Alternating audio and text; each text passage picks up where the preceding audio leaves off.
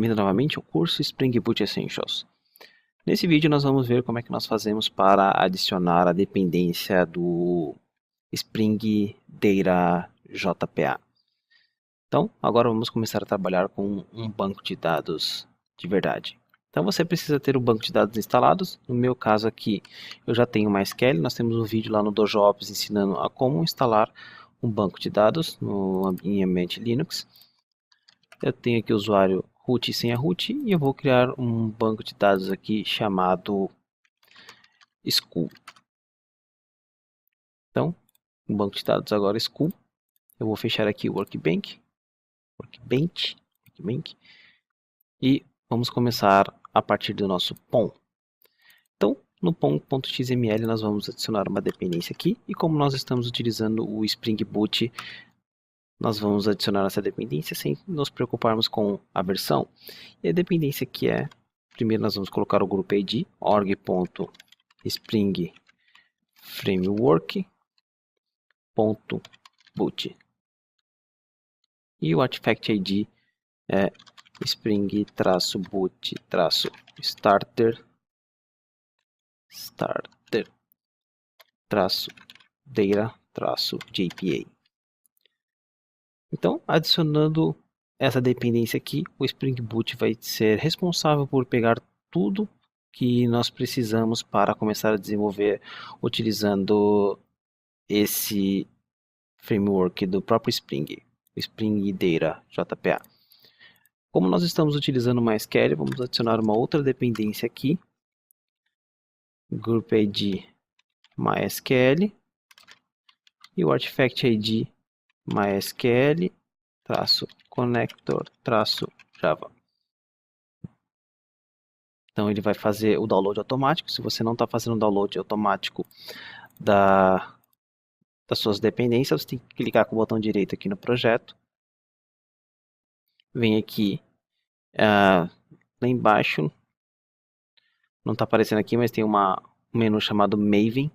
É só você clicar em Reimport. Ele vai importar tudo que você colocou aqui novo, que não tinha antes. Então, agora que nós temos o Spring Data, nós vamos voltar aqui no nosso projeto, em Resources e Application.Properties. Nesse Application.Properties nós vamos configurar o nosso acesso ao banco de dados e algumas configurações do Hibernate. Então a primeira coisa é spring.dataSource.url e a URL de acesso do banco de dados é jdbc //mysql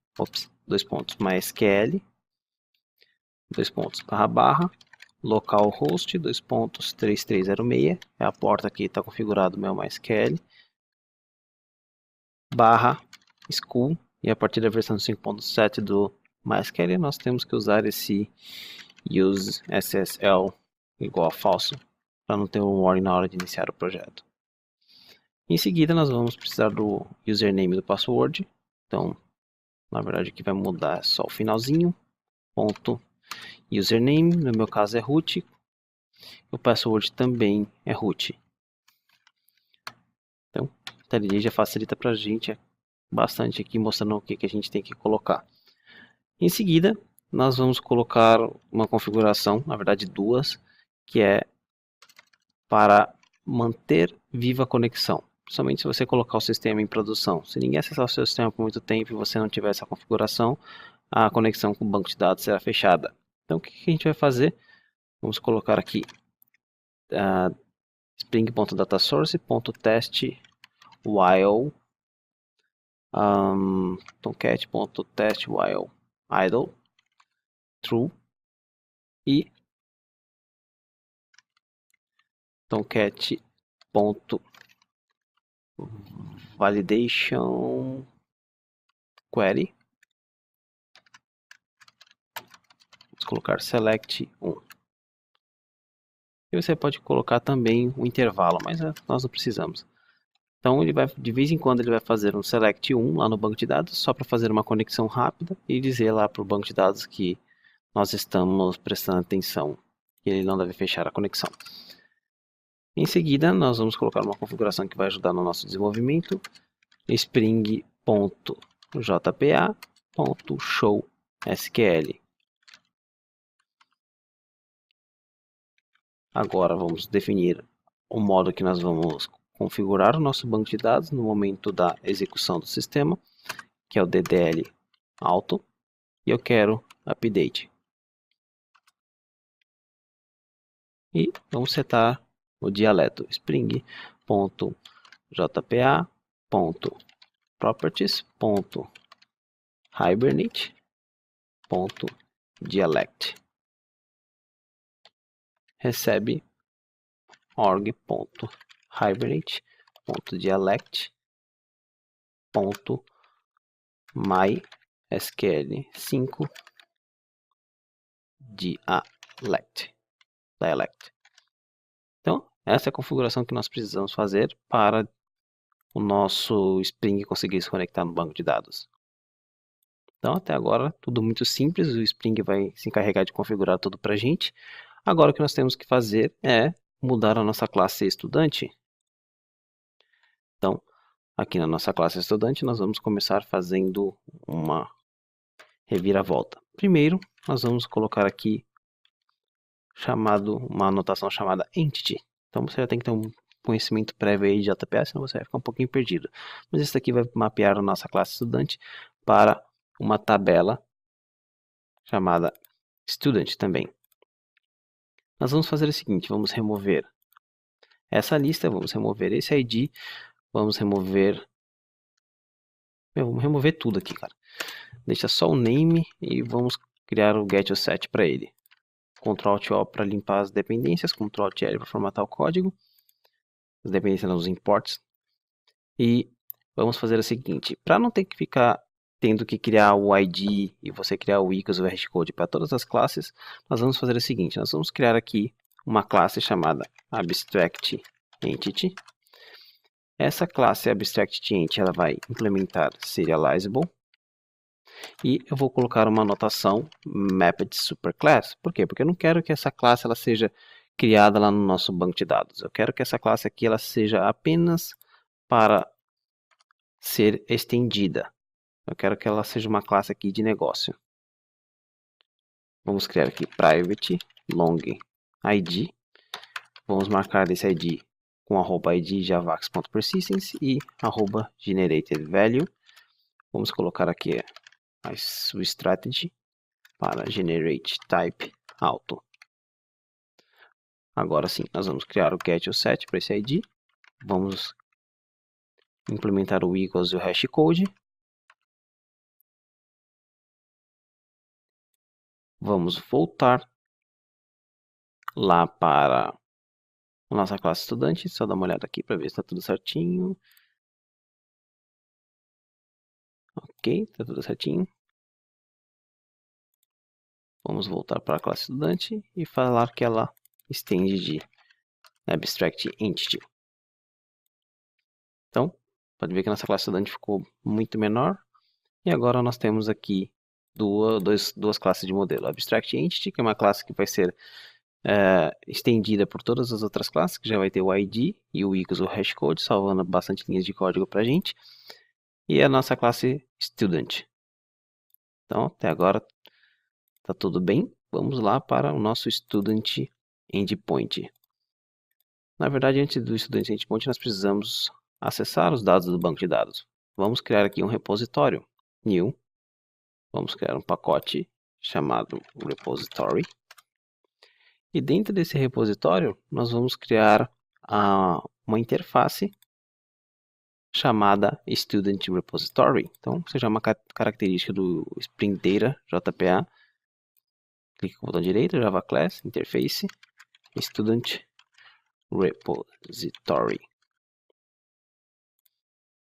E essa interface, ela vai estender outra interface, CRUD Repository. Student, long. Então, nós passamos aqui a entidade que esse repositório está representando e o valor que representa o ID, o tipo que representa o ID. No nosso caso, um long. Bom, essa classe essa interface CRUD repository, peraí, accept, ela já tem alguns métodos básicos para gente. Então, ele tem como achar pelo ID para verificar se existe, achar todos, contar, deletar e atualizar. Mas nós podemos criar um outro, que é para buscar, por exemplo, por nome, porque ele não tem lá. Então, nós criamos aqui list student, importa, e vamos colocar find by name. Esse find by name, se você for lá na classe estudante, é o atributo que nós temos name. O próprio Spring vai se encarregar de montar essa query para a gente. Então você não precisa se preocupar se existe ou não uma query para achar por nome, porque ele vai achar aqui pelo atributo que nós estamos nomeando. Vamos colocar string name e vamos manter por aqui. Então nós já temos o nosso repositório. Agora nós podemos ir para o nosso student endpoint. Dentro do nosso student endpoint nós vamos fazer o seguinte: remove esse private final date util. Nós não vamos mais utilizar ele. Vamos fazer o seguinte: criar aqui private final student repository. Na verdade, nada mais é do que o DAO. Então, como nós estamos dentro do endpoint de student, esse DAO ele vai ser referente ao estudante. Se você quiser, você pode também colocar aqui estudante DAO. E eu vou pegar esse student repository, estudante DAO, e vou colocar dentro do nosso construtor. Então, no momento que você instanciar um objeto dessa student endpoint, você já vai ter esse student DAO preparado já com as dependências prontas por causa do AutoWired. Então, agora vamos começar a mudar os nossos métodos para utilizar os valores que nós temos no banco de dados. Então, para retornar aqui todos os estudantes, vai ser studentDAO.findAll. Aqui, no nosso getStudentById, nós vamos mudar. Nós vamos agora receber um long ID. Vamos remover esses valores aqui. E agora vamos criar uma variável de referência student. Student recebe studentDAO.findOne, passando esse ID. Se o estudante for nulo, nós vamos retornar o erro. Se não, nós vamos retornar esse estudante. Agora, o save, nós podemos simplificar. Lembre-se que nós estamos salvando e retornando o resultado do que foi salvo. Nós recebemos o estudante aqui. Vamos chamar o studentDAO.save, o próprio estudante que nós recebemos. Então ele vai salvar e já vai retornar o valor com o ID. Agora, o delete. Se você ver no nosso studentDAO, o delete ele recebe um long. Então, se a gente trocar aqui, ao invés de receber um estudante, nós podemos salvar um pouco aí de banda. Então, vamos colocar o seguinte: ao invés de request body, vamos colocar path variable, vamos colocar long id. E aqui no delete mapping, vamos fazer o seguinte: vamos colocar o path e vamos colocar aqui o id. Então, é mais fácil mandar um ID do que mandar um objeto do tipo estudante. Então, studentDAO.deleteID. E no nosso update, nós só precisamos chamar studentDAO.save. O próprio estudante ele vai se encarregar de fazer o update. Como é que ele sabe que é para fazer o update e não save? Porque se você mandar esse estudante com ID, significa que ele tem que ser atualizado. Se você mandar sem o ID, significa que ele tem que ser criado. Bom, vamos ver se a gente consegue fazer esse cara rodar de primeira. Se você quiser liberar os imports aqui não utilizados, é só apertar Ctrl Alt O. Vamos iniciar a nossa aplicação.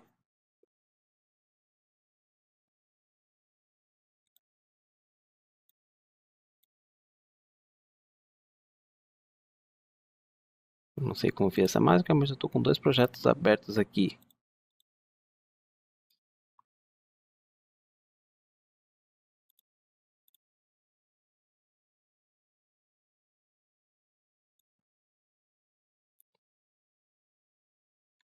Deixa eu fechar aqui, porque tem muita coisa estranha aqui acontecendo. Fecha esse cara.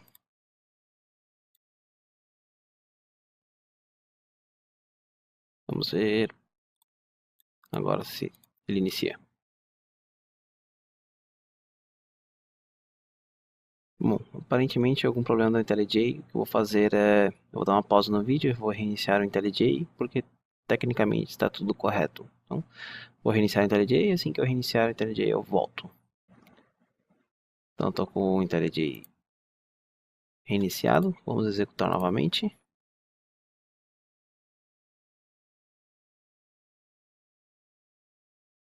Pronto, agora sim. Então foi algum bug do IntelliJ. Legal, agora nós podemos ver aqui que nós já estamos com o Hybrid configurado. A versão é 5.0.12. No Spring Boot 2.0 eles fizeram o update para a versão 5.2 do Java. Mudou bastante coisa, então é por isso que eles não estão utilizando a versão mais recente. Vamos abrir agora o Postman para... Esqueci de criar o ícone aqui. Bom, vamos manualmente então. Dev Postman.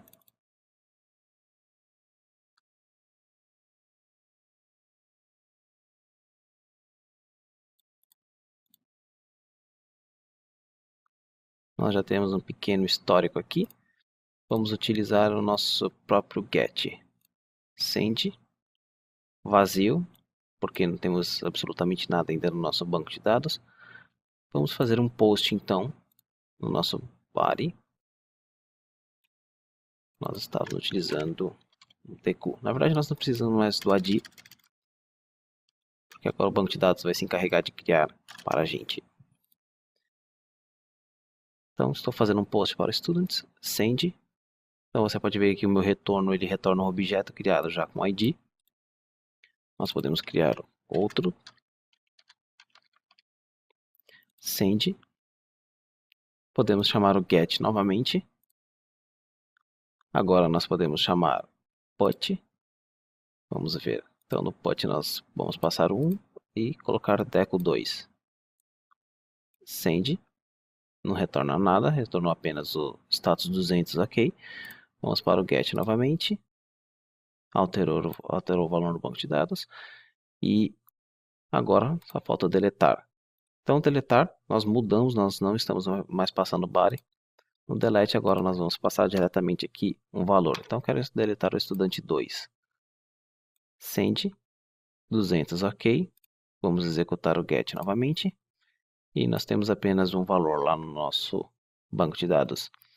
Se você quiser, você pode utilizar o IntelliJ aqui, criar um data source do tipo MySQL, para você não ter que ficar abrindo o Workbench. Então, o host é localhost, o banco é o school, user é o root e o password, no meu caso, é o root também. Então, você vai ver que ele está falando aqui para você fazer o download dos drivers que estão faltando para o IntelliJ. Você pode testar a conexão. Apply, ok. E você pode ver aqui, select asterisco from student. O único estudante que nós temos, da mesma forma que é exibido aqui no JSON. Bom, então, nessa aula era isso que eu queria falar para vocês. Muito simples de integrar o Hibernate com o Spring Boot. Então, vejo vocês na próxima aula. Até mais!